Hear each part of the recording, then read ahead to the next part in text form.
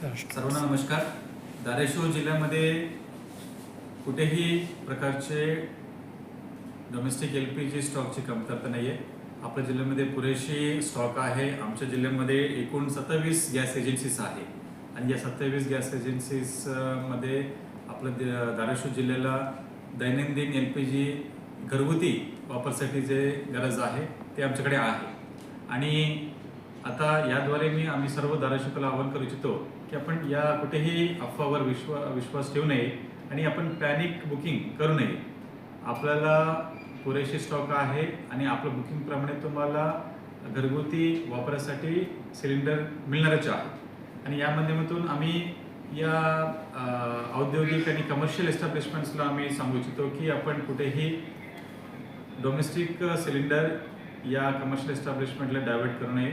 जर असा इन्सिडेंट आढळून आला त्याच्यावर कडक कारवाई केली जाईल आणि आपण प्रत्येक तहसील निहाय एक स्वतंत्र पथक आपण नेमले आहे। त्याच्यामध्ये आमचे पुरवठा निरीक्षक आहे, महसूल विभागाचे कर्मचारी आहे, पोलीस कर्मचारी आहे। ही प्रत्येक आस्थापनावर आणि एजन्सीवर एक कडक नजर त्यांनी ठेवली आहे। धन्यवाद सर।